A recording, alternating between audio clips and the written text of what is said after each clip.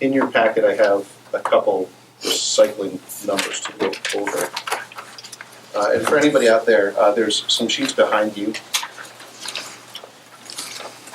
So if you flip to the page that kind of looks like this, these are just new numbers from SCRRRA. You can that David Aldridge provided to the committee. So you can flip through them and see them. But the one I kind of want to focus on is not so much theirs, but a little one that I put together for our committee to see if we are actually increasing recycling rates, or actually recycling tonnage, not so much rates. So the sheet here, hopefully everybody has, it should be the third one. If you go, I'm going to ignore September 2018 because it is an outlier of us getting recycling from another town combined with ours for a short period of time. So that's why it's highlighted. But you can see that our recycling in tons has continued to basically increase. From October forward, we're at 205, 215, 215, and then we're up to 220 in January of 2019.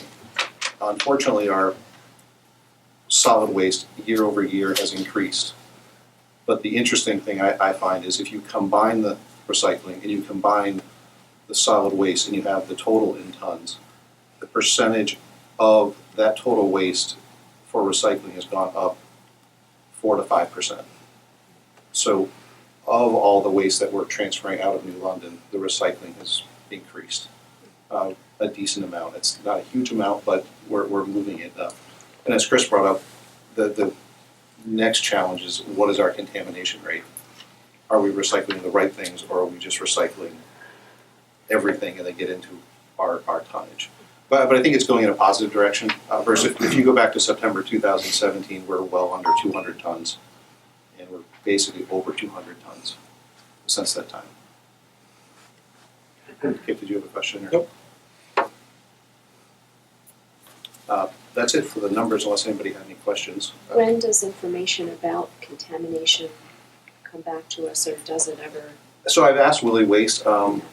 Generally speaking, I think once a week they kind of do a random truck where they dump it on the ground, they take a picture of the contamination rate. I'm not sure exactly when we get those. I've asked. I'll keep working on it. I don't know if it's weekly, bi-weekly, monthly, that type of thing. It's not super scientific, though. Right. You may. Yeah, well, something that may be a little bit more scientific for you, okay?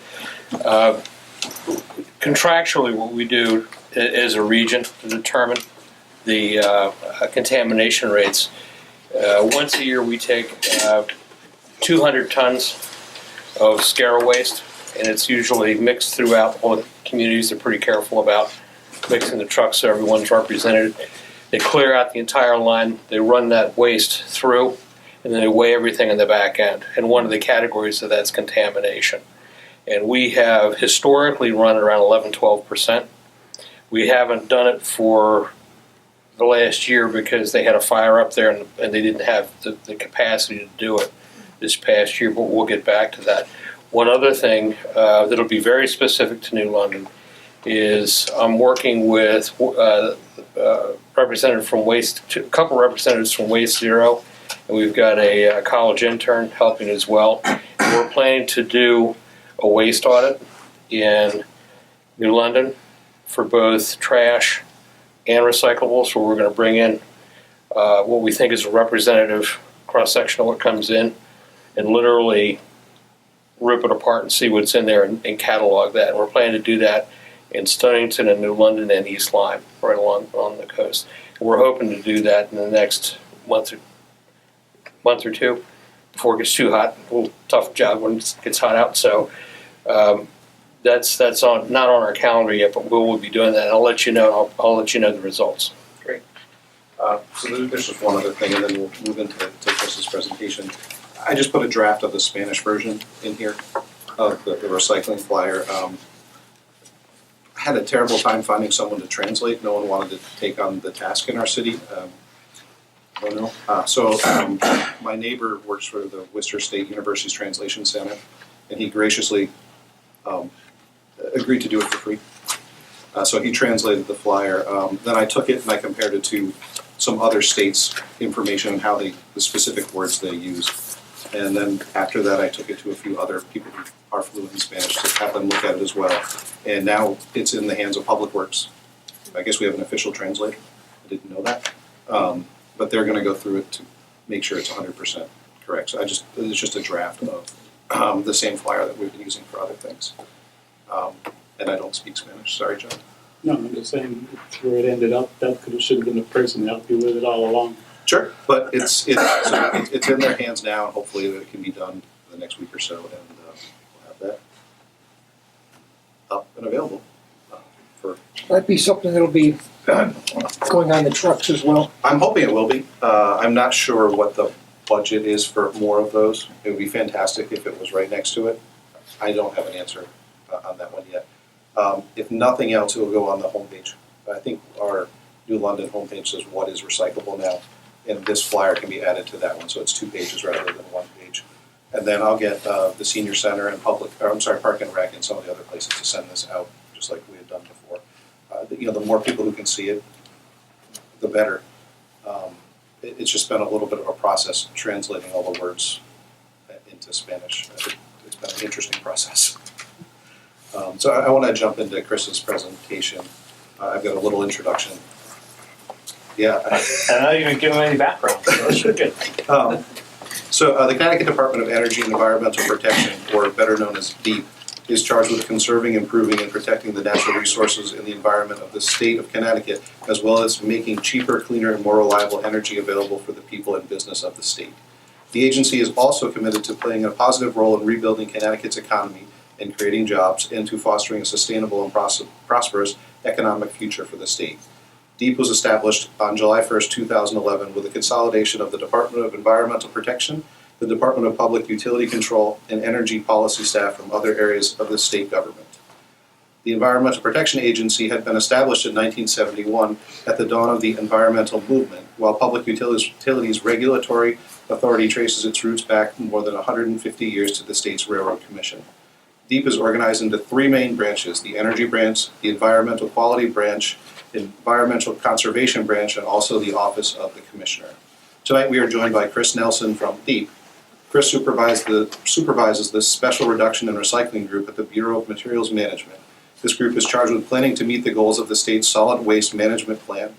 Like our group, their objectives include increasing recycling and the diversion levels, and additionally implementing product stewardship-based programs for e-waste, paint, and other products. I'd like to give Chris a warm welcome and thank him for coming to New London to give us the state's perspective. And with that, you've got the floor. Thank you. And just a little background, I was at DEP and DEEP now for over 28 years. My first 20 years was kind of air pollution, energy, climate change stuff, and then in 2011 I went down and became the supervisor of our Sustainable Materials Management Group and started becoming familiar with and working with recycling and solid waste management issues in the state, and got to know people like Dave and some of his counterparts scattered across the state. It was really interesting. Just some background, when I worked on air-related stuff, it was almost all top-down mandates that came from the federal government, from EPA, saying, states, you shall do this. For waste, there is nothing that comes from the federal government. It's all kind of determined on the state level, for better or worse, but sometimes it's nice to have marching orders from above saying you need to do this, because sometimes when we're trying to get what I'll call more progressive policies adopted in the state, it's easy to torpedo them and get them off track. So that's just, given my background at DEEP and DEP, some of the changes in how different environmental issues are looked at. We currently have a state solid waste management plan we call the Comprehensive Materials Management Strategy. That was adopted in 2015. And prior to that, the previous version of the solid waste management plan, I believe, was 2006. And it had a goal of 58% recycling. And the reason that goal was set, it was based on a goal that was driven by Connecticut being self-sufficient for managing its own waste. There were calculations done, and this was before my time working on it, saying that given what we had in the state for waste to energy facilities, and we knew how much waste as a state we were generating, if we recycled or diverted 58%, we'd be able to manage all the trash that we were generating in the state. When we worked on the latest version of the solid waste management plan, the diversion goal got up to 60%. And that was a legislative goal set by our legislators in Hartford. And self-sufficiency wasn't specifically mentioned, but certainly that was in the background of why we have high waste diversion goals. Now, one thing that's interesting is that with the current comprehensive materials management strategy is diversion was defined to be made up of three different things. One is an increased recycling rate. One is just waste reduction. Maybe you reduce the amount of waste that's being generated in the first place.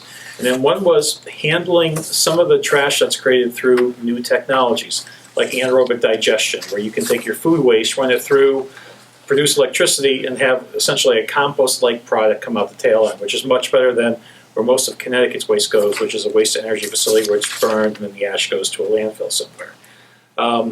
So we get, just for some background, we get a lot of companies that come into us and they tell us it's the silver bullet for solving our waste issues. There's pyrolysis units and gasification units. They're going to take your trash and throw it in these magic vessels, and there's no emissions that come out. And they come in for what we call pre-application meetings, and we tell them what they would need to do if they were to go forward to get permits and authorizations, and then they tend to go away and never come back. So, we hear a lot about these solutions that are out there that are going to solve our problems, but nothing really has materialized. The one technology that we have seen, we have operating currently in Connecticut, is anaerobic digestion. We have a plant in Southington, Connecticut that's operating now.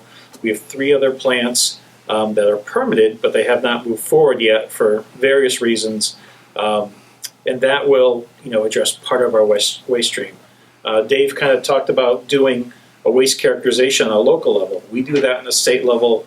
Ideally, we would do it every 5 years, but there's a cost associated with that, and we don't always get funding to do it. But when we last did the waste characterization, which is kind of a snapshot of what's in our waste, over 40% by weight of what Connecticut residents throw out is compostable. So that could be yard waste, food waste, soiled papers that can't really be recycled, but it is organic, so it could be composted. But over 20% is food waste. So whether that's coming from people's homes throwing stuff out, whether it's scraps from chopping up vegetables or uneaten meals, by weight, food makes up a lot of our waste stream, over a fifth. So trying to get that material out of the waste stream is certainly one way statewide we can reduce the amount of trash that we ultimately need to get rid of. I assume you guys have in the past meetings talked about China sword and impact on recycling markets. And kind of I come back to this issue of self-sustainability, and with China sword, it's more of a national level. As the U.S., we used to have our own markets for recycling commodities that were created, whether it was paper or plastics or aluminum. There's always a pretty healthy market in the States. But as China started taking all this stuff in, they took it in at a lower cost, and they took it with basically all the crud in it, all the contamination. And if they basically undercut the U.S. markets, and they all closed down. The paper mills closed down, some of the plastic processing plants closed down, and it was all going to China, and everyone was happy because they were taking everything. But then China closed the door, and we were left with all this stuff, and we had nowhere to send it anymore because we had become reliant on someone else. We had lost our self-sufficiency. So, I see it as a lesson of, we can always send our stuff somewhere else, but if they decide they don't want it anymore, you're kind of in a hard spot. And that's what we're kind of looking at with waste right now, is that we are very reliant in the state on an aging fleet of waste-to-energy facilities that are, decades old, and they're starting to need more and more maintenance just to keep operating. I don't know if any of you guys follow what was going on in Hartford, basically from October through January, actually still going on partially, is that the MIRA waste-to-energy plant in Hartford shut down totally for over 3 months, and they were trying to find places to send their trash. I mean, they're the second largest waste to energy facility in Hartford, are in Connecticut. And they were shipping it down to Virginia. They were sending it out west past Pennsylvania. And they were having trouble moving it, and the cost was going up and up and up when you factor in transportation and getting drivers and trying to move this stuff out, and tipping fees are going up even for out-of-state landfill disposal. I think for me and a lot of other folks, it was a real eye-opener saying that, if we lose our self-sufficiency, at least the level that we currently have for trash in Connecticut, we could be really stuck without a place to send our trash, especially if the waste-to-energy facilities start breaking down. So, can I ask a question? Of course you can. Yeah. So I just want to say, I everything I'm doing is very informal tonight, so if anyone has questions, feel free to ask along the way. I forgot to tell everybody that Chris said interrupted me to be okay. Yeah. Like we've had other people here. Yeah. So you talked about being self-sufficient. Yeah. And you talked about anaerobic digesters. What other things is DEP promoting?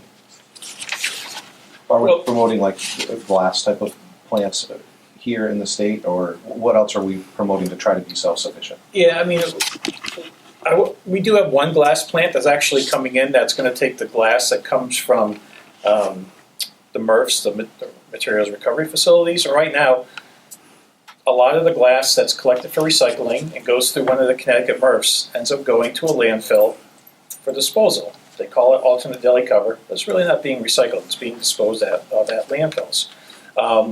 This company will take in that single stream glass with all the contamination. I mean, obviously, it can get to them cleaner. They like it better cleaner. But they will clean it up themselves with their own sorting equipment. They're going to grind up the glass into a powder, and it's going to be a pozzolan and concrete mix. It's going to replace coal fly ash. So here's, taking something that's really being disposed of at a landfill at this point, and they're going to put it toward a permanent product, which would be, poured concrete, which is great, and we're encouraging it, and they have their authorization now from DEEP to begin construction. They currently are permitted to construct in Monroe, Connecticut, in the western part of the state.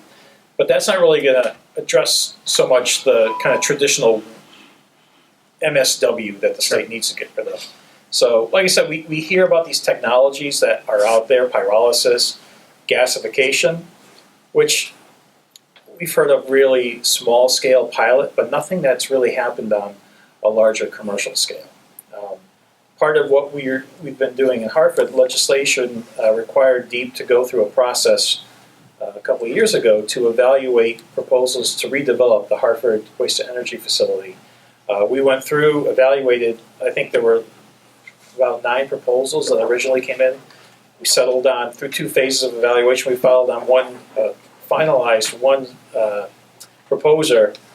And they and MIRA are supposed to be in negotiations to come to agreement on how that plant might be modernized. A lot of investment, private investment to upgrade it. But MIRA also has a vested interest in just kind of keeping things going status quo. So they haven't really been negotiating in good faith. So, here we are trying to at least upgrade one of the trash energy facilities in Connecticut and give it more longevity, but the process has not been a smooth one. The other facilities are just weighing their options on whether or not, is it worth investing all this money into, upgrading these things. And citing new kind of traditional waste-to-energy facilities is very difficult, mainly because of getting siting approvals. I mean, no one wants a trash energy facility in their town, I would, guess at this point. And even the towns that have them aren't really thrilled with them. Mayor Bronin in Hartford would love to see the one there go away. So it's going to be very difficult to kind of build a new trash energy facility. So John had a question. Maybe it's not on the same line. Who oversees the recycling devices that grocery stores have for bottles, cans, and plastic? So there are 2 manufacturers that I think are mainly used in Connecticut. It's Tomra and Envipco. They're both actually Connecticut-based companies that make the reverse vending machines. Where I'm going with this question, unlike Connecticut, other states, you can take any bottle, plastic, or can to these machines, whether you bought it at that store or not, and take it. And here in Connecticut, it seems to be store specific. The way it is now is that you only need to take back product that you sell, like the brand. Right, that's what. So there are, I mean, DEEP implements part of the bottle bill, but we don't get the ultimate say in how it operates. It's all kind of done by statute. So that's why every year there are, it seems like at least a half dozen bottle bill related proposals that get introduced up in Hartford, and they move along a little bit and they tend not to go through. But certainly we have heard that people would like to have an easier redemption experience, especially with, microbrews being really popular at this point. People buy a beer from one place, like there's like one place you can return it to, and people get very frustrated by that. So, there are a lot of issues with the bottle bill. The material that comes in through the bottle bill is great. I mean, the glass actually gets made into glass containers. The plastic and aluminums are really clean because it's all food quality material. So the people who are buying that commodity love the bottle bill. And that's why I think in the governor's budget the other day, he proposed to expand to include wine and spirits. It would get a lot more glass out of the mainstream recycling stream. It also would expand to include juices, sports drinks, things like that. Where now the only non-carbonated stuff in there is water or flavored waters. So certainly expansion of the bottle bill is one way of kind of getting back more material and getting it to higher end recycling markets. Do you feel the bottle bill is moving forward, or is it stuck?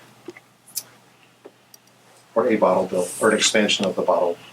The states now that have more progressive bottle bills have a very strong system of redemption centers. In Connecticut, our redemption centers have been closing, mainly because the handling fee that they get paid on a per bottle basis, it was set decades ago. It's never been increased. So they're trying to operate redemption centers, and they're not really being compensated for what it costs them to run them. And, if they're a manual redemption center, you have to have people there counting it. If they decide they want to use the reverse vending machines, they either have to buy those machines or lease them. So it becomes a cost there. Yeah. So what we've seen in other states like Oregon, I think some point to as being the most progressive bottle bill state, they have a really robust redemption system, or redemption center system. Part of the issue is that since 2009, the unclaimed nickels or the sheets now go to the state general fund. To make a better system, you probably need to take some of that money, pour it back in, reinvest in the bottle bill system. So it's going to be up to the Connecticut legislators to say, okay, we're going to take a portion of this and reallocate it to actually put back into the bottle bill system and make it better. Whether or not that happens, depends on the people that we elect. So I'll go with another question. Since the elephant in the room, I guess, pays you throw. Yep. We've struggled here with that. You talked about a silver bullet. Yep. I think when that was brought to New London, it felt like it was being presented as a silver bullet. Uh-huh. I'm wondering if the state feels that way. We do. Okay. We do. And I'll hand out I brought some slides that I pulled from various places, and I'll share these around. And while you're doing that, so Yeah. do you or the state feel that pay-as-you-throw is a good fit for every city or municipality, regardless of the way they're set up?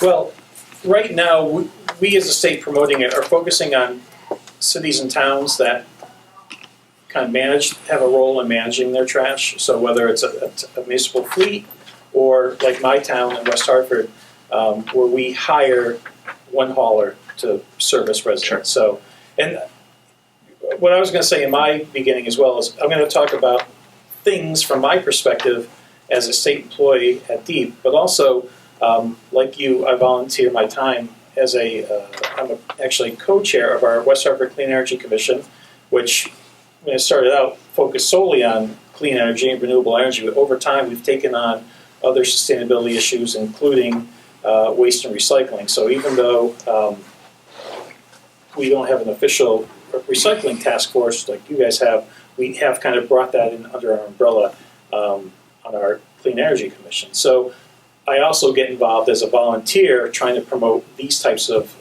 programs in my own town. So again, we think for towns that are managing trash for their residents, that it is probably the most single cost-effective way and the most effective way of getting real and sizable waste reductions.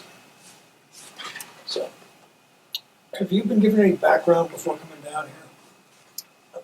well, I'm assuming you're talking about the New London process with Yeah. SMART. Yeah, I mean, I attended one of the meetings that took place at Town Hall. Was it last year, a year and a half ago? There were a series of informational meetings that happened at Town Hall. I mean, as a council, Yeah. I mean, the level of pushback has been extraordinary From residents, from residents. yes. And more than I've ever seen, almost on anything, including taxes. Yeah. And without community support, it's difficult to move forward. Understood. And I think one of the other challenges is that the social media age has made it more difficult as well. So an example from my particular experience on the town level is that we had, in West Hartford, we have the mayor who totally on board with SMART. The town manager, who came previously before coming out of town, he was from Mansfield, totally on board with SMART. And our public works director, big supporter. They all say, fiscally, this makes sense. We need to do it. They talked about it at a town council subcommittee level. The Hartford Current local reporter posted a story about it, that they're considering it, not that they were going to go ahead. And people start posting on Facebook, and they start calling out town councilors by name. How can you support this? And they recite a lot of, I'll say, kind of myths about SMART that are not correct. It's a double tax. It's going to lead to people dumping their trash in the woods. So, like, a lot of the stuff that kind of gets rehashed. And, and I'm pretty friendly with our mayor, and she's like, Chris, I got to get 5 of our 9 town councilors on board to pass this. And she goes, I don't have that right now. And they were on board until that article got posted on Facebook, and the West Hartford Friends and Neighbors people started chiming in. And it wasn't a large number of people. It was a very noisy minority of people. But I definitely agree that it is a hard hurdle to overcome, and I think social media has given the people who are against it a much louder megaphone to state their discomfort. I mean, this task force is formed Yeah. in response Understood. to. Yep. And West Hartford, the demographics in New London are vastly different, I would argue. I mean, you're coming from a relatively affluent community, and New London is a distressed community. Mhm. And we've got dynamics here that I don't necessarily think that we share with West Hartford. I will agree that the towns are different. Multi, 2-3 family homes. Yep.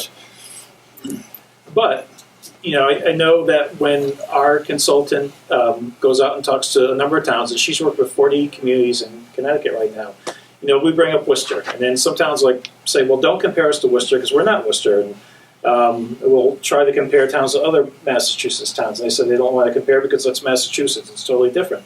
But it is, to some extent, it's a little bit the same. I think, there are challenges in West Hartford that are the same as Worcester. And part of what I think is, if Worcester could pull this off, I'm pretty sure that our Connecticut towns can pull it off as well, because they face those challenges too. And lately, from articles in the paper, Worcester's having a problem with illegal dumping since they've instituted this program. Well, they've had the program in place for 20 years. So I think I saw one article, and if you have a particular article you want to share with me, I'm happy to take a look at it. But I saw one article that it didn't really say that it was pinpointed to pay-as-you-throw. So with pay-as-you-throw, how many towns are considering it now? How many are doing it, for starters, and then how many are considering?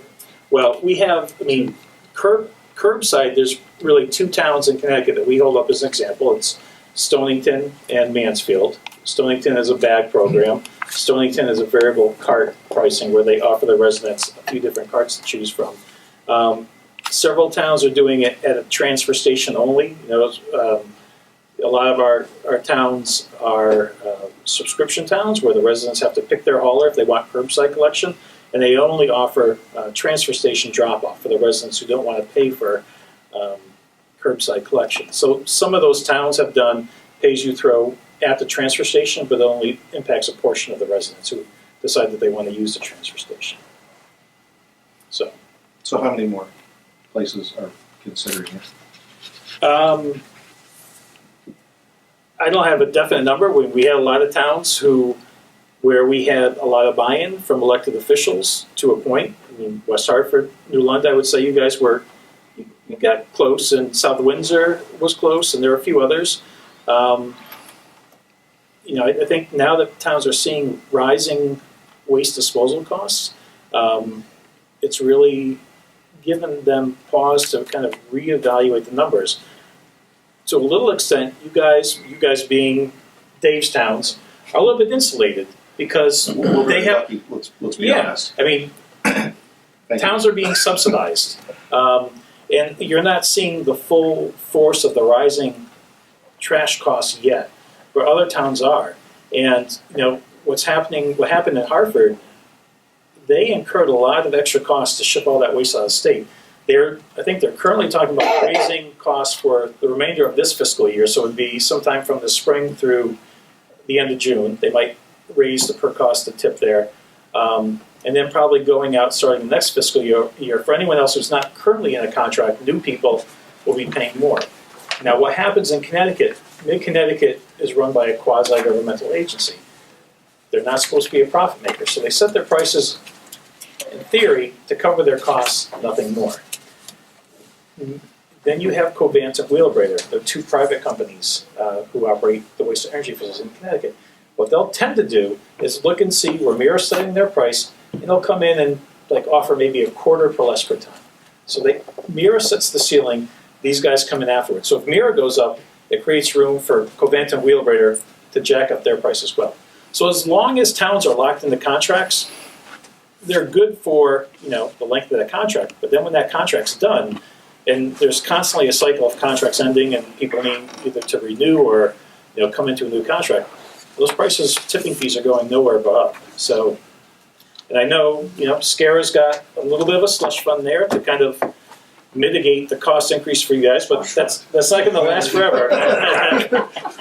So Subsidy for So, sure. one of the complaints I heard when pay-as-you-throw Yeah. was coming before the citizens is we didn't consider any other programs. Okay, which is one of the reasons you're here. Yes. So from the state's perspective, you said pay-as-you-throw is the silver bullet. Yep. What other programs is the state even considering, or is pay-as-you-throw, that's it? No, I mean, certainly if towns want to do curbside collection of all that organic material, that can lead to a sizable reduction. That's a cost. I mean, you're not only you're going to be paying to get rid of that material, albeit at a lower price than what you're paying for trash. But a lot of the cost comes from putting the trucks on the road to collect the stuff. Anytime you're talking about adding collection routes, that's Sure. a substantial cost. And unfortunately, for organics, the cost to get rid of a ton of food waste is lower than for trash.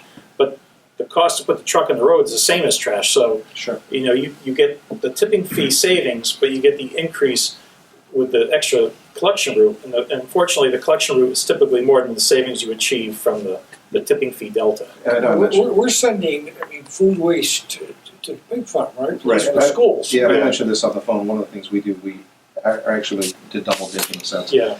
Where we divert the food scraps from our cafeterias, not Yeah.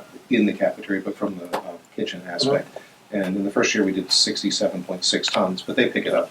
So there's no cost to us minus the $5 per barrel. So it comes out to $35 a ton versus 58, but no hourly rate, no gas, no wear and tear in our trucks. That's it. So we're saving $23 a ton plus whatever the other numbers might be.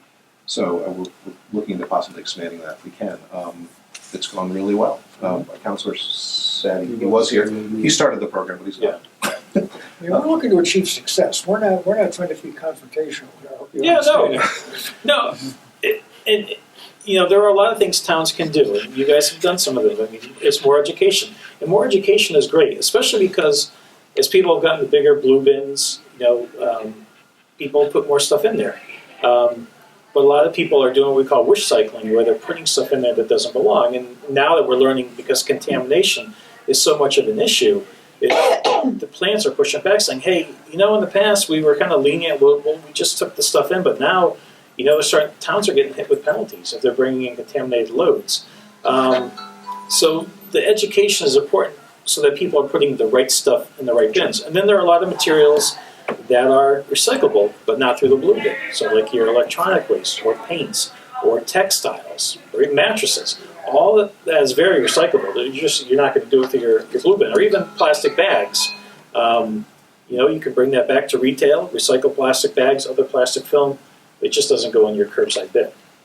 So part of, I think, the state, I think you guys are all familiar, I know you have your own town-specific outreach campaign, but the state, I'll say Recycle CT came up with a What's In, What's Out campaign. And what we did, we facilitated a discussion from all the Connecticut MRFs, because what we had was every single facility told their haulers and customers that they could bring in different stuff. So depending on where you lived in Connecticut, could you put a pizza box in or not? It varied from town to town, which is confusing, especially if you're moving around. What we did was we brought all the major MRF operators together over a series of meetings and had a harmonization process with a long laundry list of items saying, you guys, are you willing to accept this or are you not? And they would kind of come to consensus on whether something was in or not, in or out. And that became the basis with this Recycle CT campaign of the universal list of what they all will agree should be in or not. But I think the complementary piece to that is kind of educating people on, it doesn't get recycled in the bin, but you can recycle it through other channels. Sure, Maureen, you had a question, right? Well, I just wanted to, I know that the biodigester is sort of how Connecticut is envisioning that the food waste is going to go, but it has capacity limits at this point, and I know that other states are doing things that are a little more local, and I think what I've heard is that Connecticut's laws are prohibitive in the development of small businesses that might, want to build soil for use by farms or by residents, anyone who wanted to do a curbside pickup sort of thing.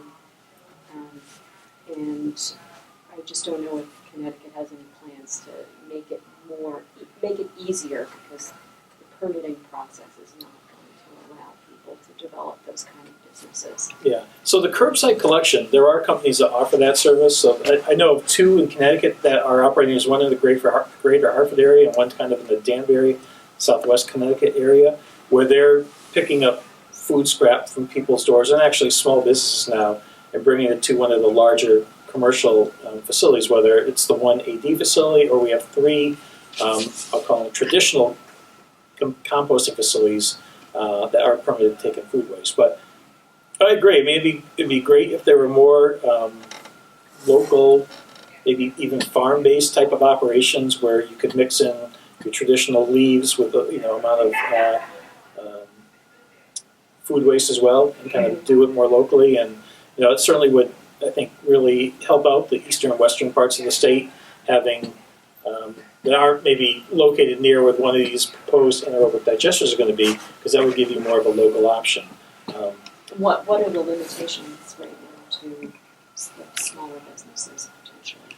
Well, I think where Connecticut differs from other states, and the one I can speak to because I'm a little bit familiar with, is Massachusetts, where Massachusetts has done a lot to promote kind of, I'll call it small to mid-sized composting. Right now, we've kind of given our blessing, basically saying you don't need a permit for really small community level composting operations, and by that, like less than 10 cubic yards on site, which is, not a lot of stuff.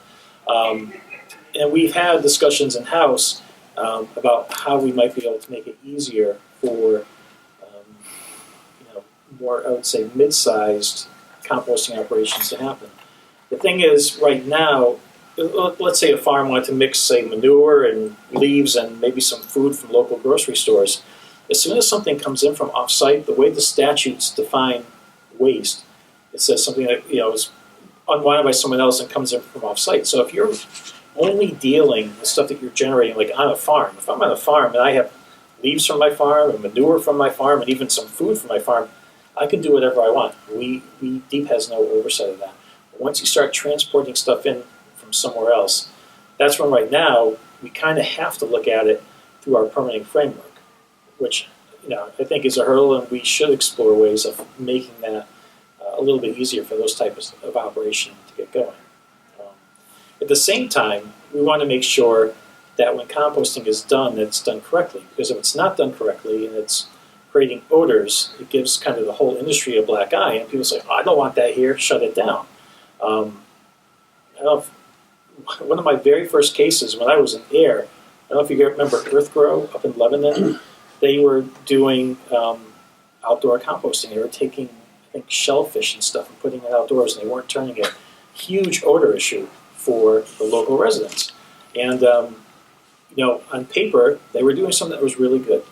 But the way they were doing it was not right, and it creates an odor and a public nuisance, and people don't want it. So then it takes a while to then come back and overcome that public nuisance perception of those types of operations.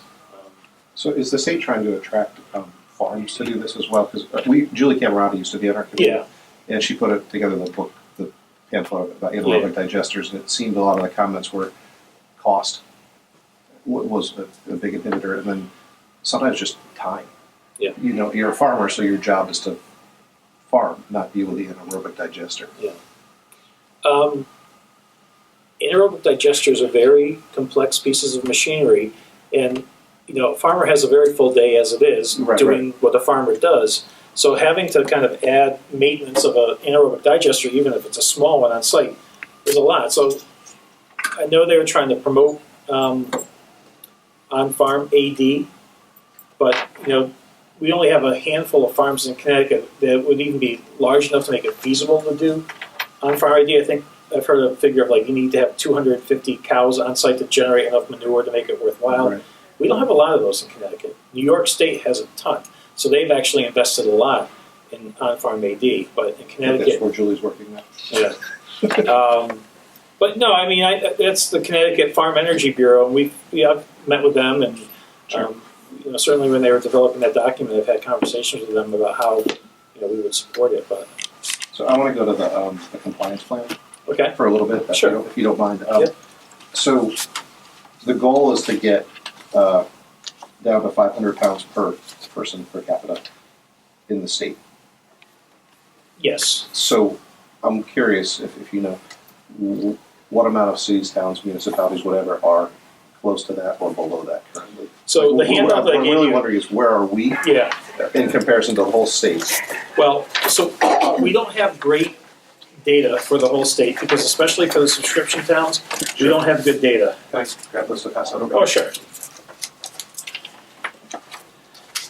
So There's enough, but I did, I know this is kind of small, but in the middle of the graph, there's like a green bar, and that's New London.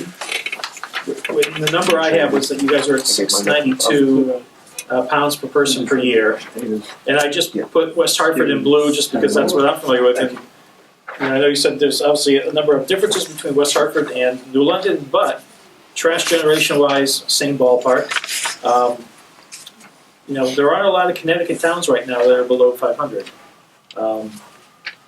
you know what the average is for Connecticut? I think for the towns that we've got good numbers for, it's about 740, the average.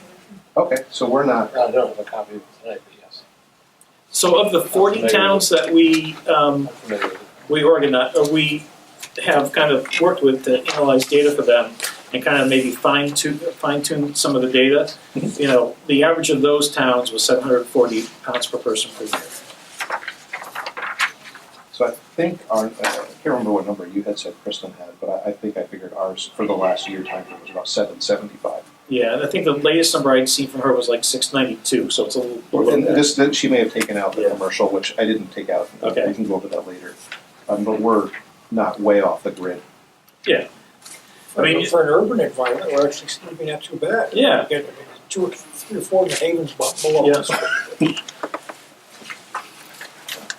So how, I guess, the goal is 500 pounds by 2024? yes. How many towns are gonna get there? It depends on how many towns either implement like a really aggressive organic subversion program or maybe go some version of SMART. I mean, those are going to be big ticket items to kind of get you most of the way there. And what happens if we don't? Like if no one does? Yeah. I think we're all over pilot funds. What's the timeline to accomplish this? 2024? Well, 2024 is the date that's currently being looked at. So, 5 years. That's what I'm wondering, so if we, not we, but the state, Yeah. if we can't get there, what happens? Is there a penalty? Are we penalize everybody? Well, the state does have ability to issue orders to towns to kind of tell them to take corrective action on items. They typically haven't done that to a large extent with towns, but that will be something that people at the state higher than me would need to decide, like, if we have a high degree of non-compliance, what's the next step? Sure. And I would assume to a degree, if you maybe don't have compliance, but you're gradually going down, that would be a positive. Yeah. Versus flattening or going up. But, you know, one of the things that is being asked for with the letter that went out to each chief elected official in January was, For the They town- have that, by the way, just so you know. what's that? They have it. in Okay. front of them. Yeah, so we're looking for a plan. Originally was that your actions were supposed to be implemented, at least the start of them, by the end of 2018 to achieve those goals by 2024. Now we've granted an extension for that plan to come in by April 1st. So the town has to indicate this is what we're going to do. So why was there an extension? Because no one had it. Things, That's kind of where I'm going. Yeah. If no one's doing it, we keep kind of just trucking ahead. I mean, that's a concern, just reading the information. Go ahead, Jeff. On that form that Brian's referring to, on the tier 1 and tier 2 options, why is there such, lack of better words, discrepancy that the town or city can pick 1 out of tier 1, but they've got to pick 4 out of 6 on on tier 2? Well, What is because tier 1 are going to result in much greater reductions.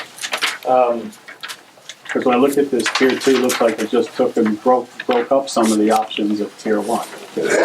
But it's also reaching smaller parts of the population too. So I think we looked at, these are smaller steps to kind of maybe get incremental reductions in the amount of waste that are generated. I think the tier 1 was kind of decided that these are going to be things that result in really sizable reductions on a town level, where the tier 2 are going to be smaller things. Today, we actually ran a webinar for municipal folks on textile collection. And it was like an hour-long webinar. We've been doing webinars about once a month for town recycling folks. And actually, if any of you were interested in getting on that list, we could add you. But kind of providing overviews on topics like these. So we had like 3 different presenters. They talk about textile collection in their towns, whether it was a rural transfer station, or we had the guy from Manchester talk about their program where they have a curbside program going now. And just kind of for towns that are considering some of these other options, letting them know. But I think we kind of have an idea of the order of magnitude, like what level of tonnage reduction we're going to see from these. So that's why the tier 1 options are weighed a little bit more heavily. So in the tier 1, it says it must reach at least 85% of the population. What does that mean? So Oh, sorry, it's at the bottom, in the red part, sorry. I should have told you a what it transfer was. station. Yeah, I mean, if it's a transfer station, we heard from one town up in northwest Connecticut where a huge amount of the population uses the town transfer station. I mean, in some communities, you might get 20% of the population who come in and bring in their trash. In this town, they're convinced that 90% of their residents come in on a regular basis to drop off their trash and recycling. It's part of the fabric of the town. Pretty affluent part of the state as well. It is, but but they could also afford to pay someone to come to their house and collect the stuff curbside, like a lot of subscription towns do. But for that reason, they part of the social activities, going down to the transfer station Saturday morning and talking with people. I mean, in these towns, that's like the spot to go, especially during the election seasons, because that's where everyone's going to be. Everybody was there today for Yeah. election tomorrow. So, it's obviously just, and depending on town by town, it plays either a small or a big role. So we thought, if it was a small town and they happened to service a lot of their population at the transfer station, then we would give them credit for that. So I'm going to get back to the penalty for a minute. So you had December 18, and April 1st, 2019. What if we don't submit anything? I don't see anything about penalties in here or any, and then we're supposed to start it by July 1st, 2019. I don't think the state has a definitive plan for enforcement yet. Okay. So, Yeah, I'm just asking. and just for clarification, we just had a new commissioner came in too. So Yeah, I understand. she will be kind of, she's still very much coming up to speed on issues. So ultimately, she will have a large say in what kind of direction we take. Sure. Do you have any questions, Jack? No, that I you? know. Quick aside, Yeah, go ahead, Marty. the Lady Whalers are up 36-12 at the half. Oh, good. And I just kind of work through these. Since Absolutely, yeah, go ahead, Chris. So, the bar chart just shows for the towns that we've looked at where various towns are, and I highlighted New London in the middle, just so you can kind of see where you stand relative to the other towns that we've looked at in Connecticut, and kind of comparing them to, at the far right side, Worcester, Mass, Stonington, Connecticut, and then what the average is for Massachusetts smart community. So, when you introduce SMART, you can see it has a real reduction that's almost immediate in reducing the amount of waste generated. And, one of the reasons, if you attended any of the New London meetings, I know this was talked about, but maybe it didn't resonate a lot, but for me, especially given my energy background and working at the town level to promote energy efficiency, I see a real strong parallel between waste reduction and energy usage reduction. How many people in a room have undertaken some sort of energy efficiency measure at their home? No one? Yeah, everyone?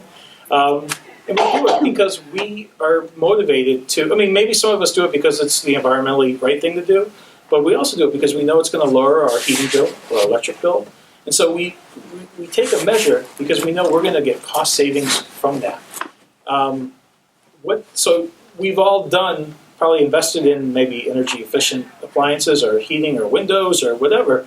What if someone said to you guys, hey, we're going to take all the town's residential energy bills, pull them together at the state or at the town level, and we're going to basically divide it up and everyone's going to just pay a portion as part of their property tax. People say, you're crazy. Why would you do that? I've taken measures. But that's essentially how we're paying for trash. If we're next door neighbors and I'm putting out one 16-gallon bag a week and you're putting out 5, we're paying the same amount. Well, why is that? So, from my personal perspective, I don't generate much money. I walk my son to school every day, and on trash day, it amazes me. Granted, I'm more of a Uber recycler, but I roll out my bins. I have 2 96-gallon bins. I have 1 bag in my trash bin. I'm like, why am I even rolling this out? But I roll it out because I don't want raccoons getting in there. My recycling bin's probably 3/4 full. And I walk down the street and I see neighbors, people I'm friends with, and they've got cardboard boxes falling out of the trash bins. And the recycling bin's not even full. I'm like, it boggles my mind sometimes. How hard is it to take that cardboard box and just put it in the How are blue you bin? figuring that they're all paying the same for the trash removal? Seeing as my taxes are 5,000, his is 6, hers is 7. So Well, you're right. So it's based on the value of your property, really. So So would you consider trash a utility type of thing? We talked I about that a little would. bit last Yeah. or last time we were here. You think it would fall in the utility category versus? I personally view it as a utility. I see it the same as water usage or electricity usage or natural gas usage. Yeah. Kippy, do you have any questions? I had just we've all taken energy saving things like Yeah. LED lights. Yeah. But the reason we've all gone to LED lights is Connecticut subsidizes them. Yeah. It's you go to California, you look at an LED light, Yeah. 1 bulb is $6. Yeah. Up here it's $1. Yeah. So it's all comes down to dollars and cents. Yeah. To the person. Well, let me get to Marty and then we'll do some public stuff. Go ahead, Marty. Let Bob go. Well, I want to finish everything and then we'll do 10 minutes after for any other questions. The utility aspect. New York State, if I'm not mistaken, is analyzing conversion to, or allowing for utility with trash. Are you familiar with that? I'm not really that familiar with it. The state or the city? I believe the state. I mean, Okay. a gentleman forwarded material to me, Okay. published, which I've actually forwarded to our council, it's sitting in our finance committee. Okay. And it hasn't been approved or anything, it's being considered and discussed. And here in New London, we just recently approved an ordinance for stormwater. It's tied into our water and sewer as a fee to meet the state regulations, MS4. And the benefit of this is to capture the institutions and colleges and nonprofits. Why can't we kind of move in this direction? The state moves to allow us to do that For trash. for trash. It's an interesting concept, and I'll say I haven't really heard much about it on the New York level. And Connecticut is a member of a couple of regional groups that look at waste and recycling issues, and this hasn't really come up as something that's been brought up by the New York representatives on that call. But it is an interesting concept. I mean, we've had, I'll just say, informal discussions with some of our PURA folks, which is the energy part of our, and there have been people over there said, yeah, maybe we should look at this as, look at trash like a utility and regulate. I mean, part of it is like regulate what the waste and energy facilities charge. Pay for what you generate, Yeah. as opposed to just paying through the mill rate. Yeah. We all pay the same, so to speak. Yeah. And it's inefficient. So it's an interesting concept. I don't think it's had a lot of traction yet that I've heard of, but something to keep in mind as we move forward. So, Marty, you mentioned that at our last meeting, and I printed it out, so there's a copy for everybody at the table. I can give you my copy. Or just you can email it to me afterwards. Okay. Fine. Bob, do you mind taking, we usually do 10 Yeah, no, minutes that's fine. from out here. Bob, you have a question? Oh, I got a question. First of all, I don't trust government because certainly Connecticut had no clue about finances. Okay. And when it comes to trash, do it within the whole thing, which is trash and recycle. You got the one circle. So now you're talking about just taking, if you break it down to recycle and trash, you're trying to take something out of trash and put it into recycle. But you still have the same big ball. You add other exit avenues. So if we have the chart, I would just look at the top slide on page 2. So it kind of shows, this is for the 40 towns we're looking at. These are some ballpark numbers from current for what we might see for SMART. So you see a reduction in trash, you see an increase in recycling, but then there's projected 21% less generation. Now a lot of that is donated goods or things going through the alternative recycling channels, like taking advantage of the extended producer responsibility programs, but that's like the e-waste program or paint or mattresses. There are avenues for recycling materials that if people just think I can throw whatever I want and my trash can's going to go away. But given that price incentive, people think a little bit more about where stuff should go. Okay. And so some of it kind of doesn't stay in that same circle, that same Okay. bowl. But still, what gets me is more I hear getting rid of recycled stuff is getting more difficult. Correct. So the basic question is, why am I going to shove something into recycle and we don't know what to do with it? Well, it's still more cost-effective or cheaper to do so. So if you look at the slide that's at the top of page 3, which is a table, which I apologize, the numbers are kind of small, but I can still read it with glasses, so hopefully you guys can as well. But this kind of takes a look at, I won't go into it in too much depth, but it looks at the smart versus non-smart situations for the thing that changes is see the recycling in the red text there. And it looks at, what we were looking at pre-China Sword, where towns either got rebates or towns were getting rid of recycling for 0 tip. And then the second 2 columns look at a $40 tip for recycling. And then the third group of columns is $80 a ton. And then looking at like a real high-end estimate of saying paying $170 a ton to get rid of your recycling compared to $75 for trash. It still results in a cost savings if the expected waste reduction takes place. So even if the cost of recycling goes up a lot more than it currently is, it's still going to be better to move that material to recycling, some of it, and to reduce the amount of stuff you're generating in the first place.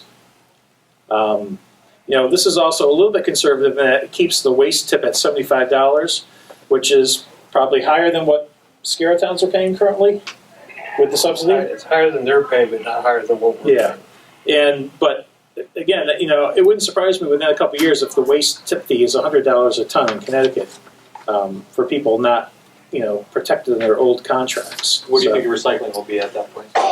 I think actually recycling will stabilize. What has happened with that is that obviously with China Sword, they shut the door on taking anything in. Interestingly, the Chinese companies have been buying up facilities in the U.S. and they're retrofitting them and opening them now. So China has bought, Dave, you might remember, it was like 3 or 4 paper mills, I think. I think it's more than that. Yeah. There were 3 or 4 plastic and 7 or more. And there are also, I think, you heard at the CSC, somebody was talking about it, that there's also some domestic investment going into it now too. A mill up in Green Bay, Wisconsin, and some other ones. Yeah. So what's going to happen now is instead of just taking all the stuff that's heavily contaminated and shipping it all to China for them to sort it out, it will get cleaned up here. And what China's going to do is send over shipping containers full of clean paper pulp or kind of plastic pellets that have already been processed and had all the residue taken out. So, I guess on one positive hand is it's going to create U.S. jobs, and that some of that processing is going to return here to the U.S. But it's not something you can flip the switch on overnight and get those facilities working again. So they're reinvesting in these things, restarting them up.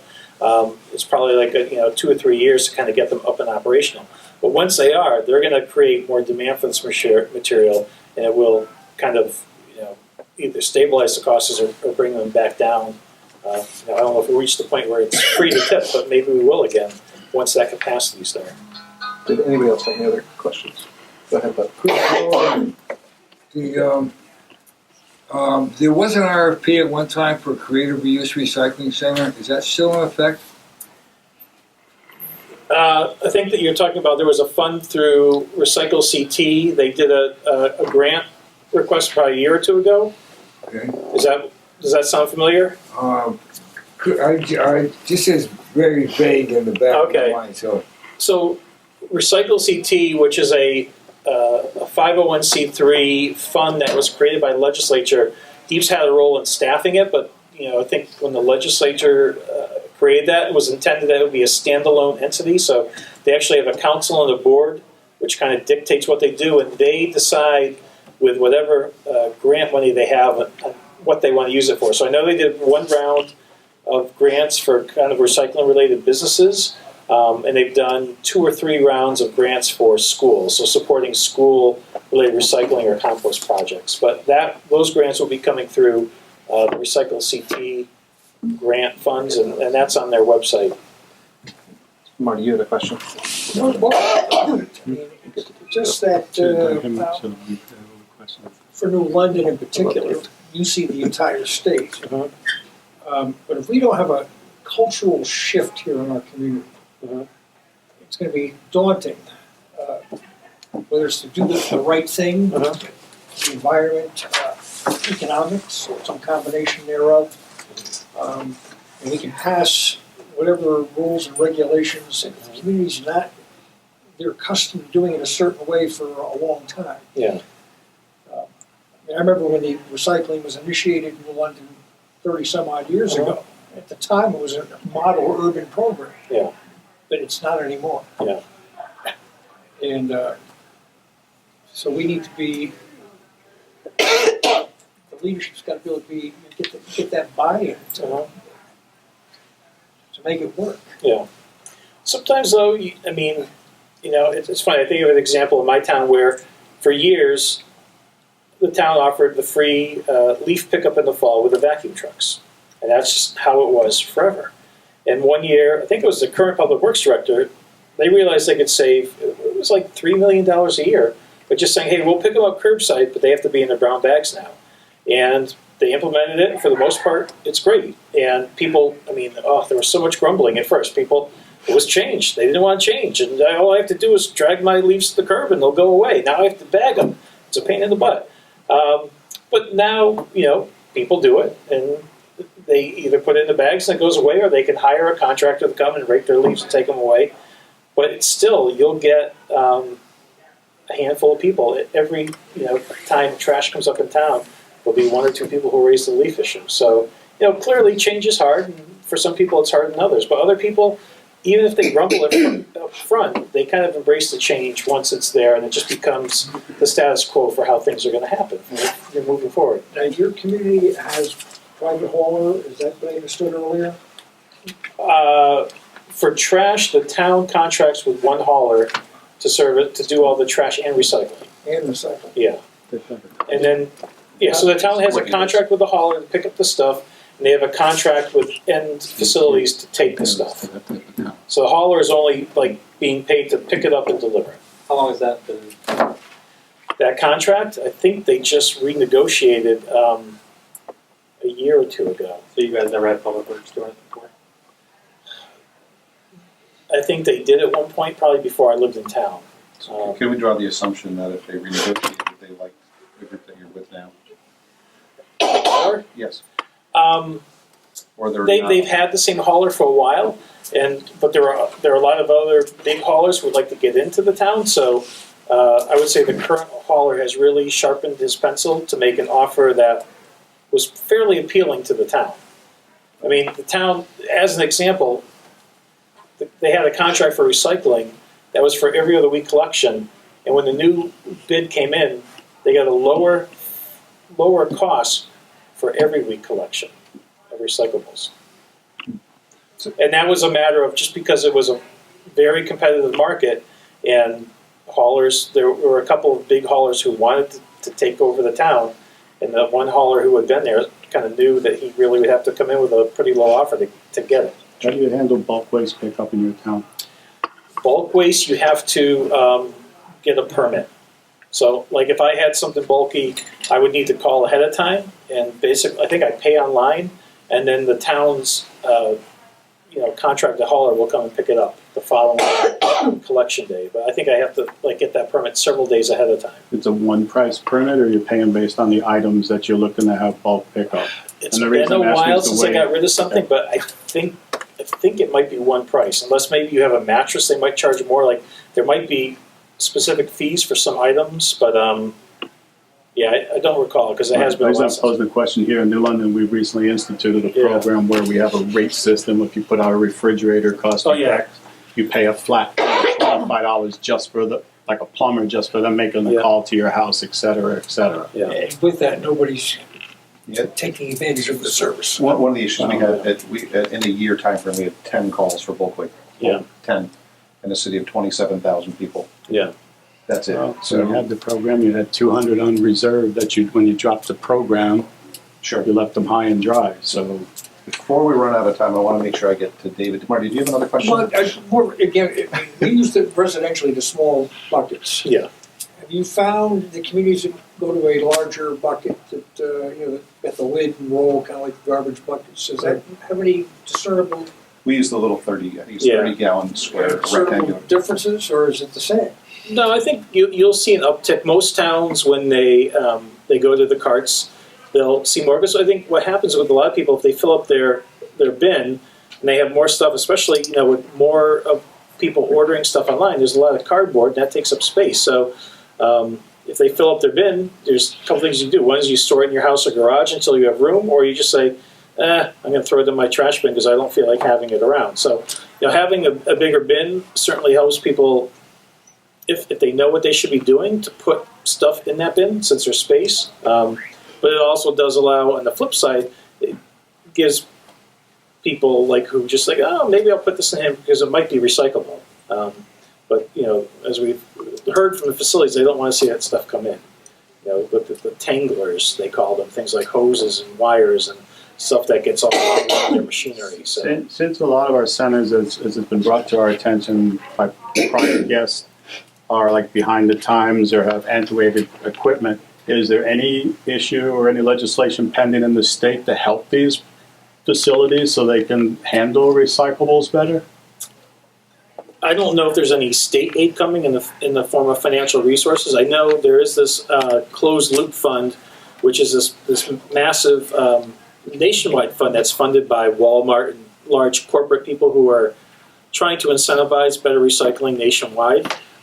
They created as a pilot program, a $5 million pot of money for Connecticut businesses to use if they came to them. It's below market rate interest loans, so it's not free money. It is a loan, but it's cheaper than a loan you get from a bank. But so far, none of our facility operators have gone to them for upgraded equipment. I know I did speak with Tom DeVivo from Willie Waste, and they are looking at some upgrades, so he may ultimately approach closed loop fund as a way of getting financing to help them kind of retrofit and use more modern equipment. So I want to thank Chris for coming in. That time already? That flew by. Well, I want to make sure David gets his Okay. part also. Yeah. But I want to thank you so much Yeah. for coming down and telling us, the state's perspective and additionally your own personal perspective Yeah. from your city. You didn't have to do that, but I appreciate that you did that. Marty, do you have an update on the story? Yeah, I do actually. After 3, it's 50, well, let me give you exact. Motion for a 5-minute recess? No. 54 to 19, but it's we're playing the 31 seed. We're number 2 in the state. So next on the agenda, David Aldridge from SCRRRA. You brought some toys, maybe? Well, if you were talking about buckets, Marty, I brought my bucket. We have a program that we've instituted in the schools here in New London recently. We're actually putting it into Groton as well. And we have provision for rechargeable battery recycling at the transfer stations. We have it set up and we process all that through, which is important to handle that way because certain of those batteries are highly flammable. We want to keep them out of the waste stream. Willimantic Waste just had a big fire a little over a year ago. It's very prolific around the industry right now. But the alkalines have always gone in the trash, and they are something that can be recycled. So we have these 5-gallon buckets working with our contractor, NLR, and we've worked through Miguel to get them into the schools in New London. So each of the schools get these, and they collect whatever they have there. NLR also has a big barrel, a big consolidation barrel, which I'm not exactly sure where Miguel put that, but he has that. So his staff would consolidate them into the blue barrel, and then NLR will come out and pick it up. There's no cost. And talking about heavy batteries are really heavy. It takes a lot of weight out. So Asking the kids to bring in household batteries into school. we'll take anything that comes in. As a matter of fact, if as you look at things in the town, if you wanted to do something municipally with the Public Works Department, we're all for it. That's what I say, could we get, besides schools, could we get these, say, a bucket like that in this building or other municipal buildings with the NLR? Absolutely. I mean, the trick to it is to get it consolidated into that blue barrel. And that's something that the SCRRRA staff of 6 we can't do. But if you have an infrastructure there, maybe through the Public Works Department or something else, absolutely we can do that. We have a stock of these in our classroom at our facility, and we're going to keep them in stock and try to keep expanding the program. Because I can't speak for the schools because I'm not in them, but looking at your website, based on what municipalities should be complying with, this building alone should have the blue recycle bucket in here as well as other recycle buckets for other materials. Right. Based on their own compliance. Yeah. So to add on to what John said, I did ask the mayor and Felix Reyes if we could get a list of places maybe in the city we could put those on, so I'm awaiting that. And Because I don't like know I which say, buildings. as you look at this, if you want to expand that program, we're here to support it. Sure. Certainly in NLR, they're very responsive. So- they get in and take care of it. Can I ask a question on a different aspect that we talked about the other day? Our solid waste continues to grow. Mhm. And you mentioned one of the reasons possibly is the economy. Mhm. And I wonder if you would mind expanding on that. a little bit in Well, front of us. I mean, it's an opinion. Okay. I mean, I look at statistics just like you've been doing, and we've seen an uptick for the last about 7 months throughout the entire SCRRRA region of trash, of waste going up. Recycling has gone up incrementally. I think it's been pretty consistent. I think there's a lot of opportunity in the recycling, moving things that are out of the trash. That's why we want to do that trash audit, so we can go in and see, because I mean, everybody can focus on the contamination in a recycle bin, but you can't do it with a trash bin because it's in a bag and you can't see it.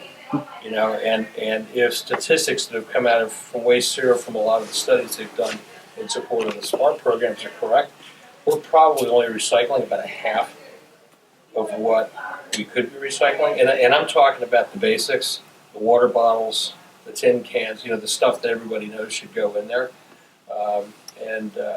So we need to take a look at that. But what I've seen I've been doing this with SCRRRA for 7 years now, and the two things that impact the weights that I've noticed have, one, been the economy. Anecdotally, I can tell you that at all of our hazardous waste collections, all but one last year and all but one this year, I do the intake. I've talked to everybody that comes in. How you doing? What's going on? And why are you here? Where'd the stuff come from? And a lot of it is turnover in the real estate market that's really heated up in the last year. And it's a natural flow of waste would come out of that process. I think that's part of it. The other thing that impacts it's weather. When it rains, trash is heavy. You know, when it's dry, it's not as heavy. Yeah, I think we have the But weather. I think from if you look at the macro trends that I see, I think it's the economy, and here, and you could really see it in the summertime when tourist season picks up and those businesses are really active.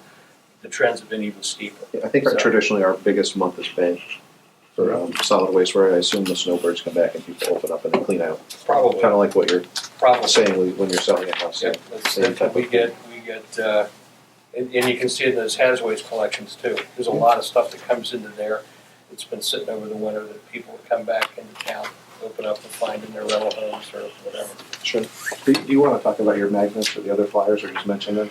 Oh, only that we've been working on a marketing program that I handed out some magnets. We have 3 or 4 phases of this thing. One, when we made these magnets, there are some flyers here too, which are, I would call a mailer, that is designed so they can go into like a utility bill or a tax bill or whatever that can go out. We have them available for anyone. We've also developed a sticker that can go onto a recycling bin that's pretty much just like the magnet. With the sticker, we can design those to be town specific. So in the case of New London, if you wanted stickers to put on recycle bins, we can put the whale tail logo on there. We specify the correct public works department to call in if there's an issue. We're also going to run an ad in the free paper in a couple of weeks with this, and then we'll promote it again during Earth Week. And all of these things, just like Chris was talking about earlier, when we looked at how we advertised this, he's absolutely right. When we went through some conversations, I live up in Ledyard, and I got in the Ledyard Forum. It was unbelievable, the information that was coming out from all different places, and it was all different. There were things from 10 years ago, 15 years ago that were coming out. So we've been really cautious. We worked with Willie Waste. They completely approved this. The interesting thing from their perspective is that they found what not to put in was as important, if not important to stress, than what you do put in. And so we have all these in stock. We just had a meeting a couple of days ago. Another thing that Chris mentioned was the textile recycling. We had a curbside recycling group in. We had a hauler meeting. We had all but one hauler from the area attend. We had almost every town, including New London, was there.